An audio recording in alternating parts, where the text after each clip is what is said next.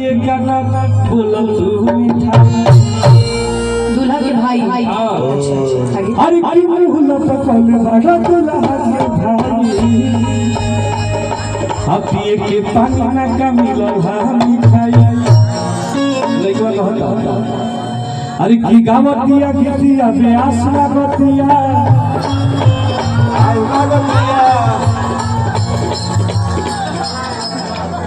अरे की गावतिया गीतिया बेआस लागतिया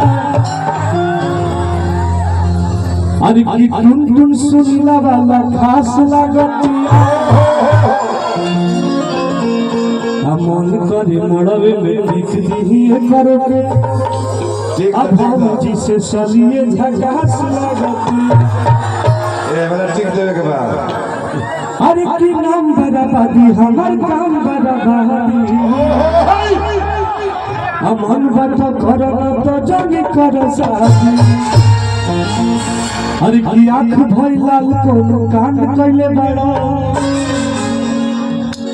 और देखिए भैया की फरमाइश पर को दूल्हे का चक ले गाना गा रहे हैं आप ही गा दीजिए।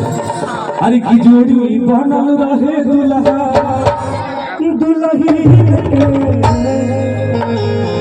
समधी समधी ये बड़ा अपना समझने रखा रखा हम तो ये गाते हैं ना,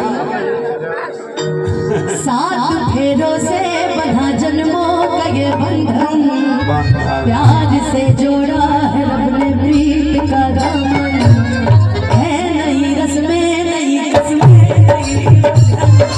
होठ है खामोश लेकिन कह रही धड़कन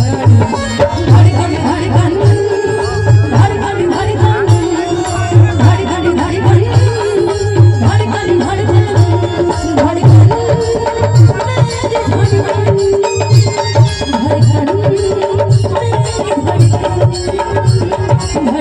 धड़कन धड़कन धड़कन धड़कन धड़कन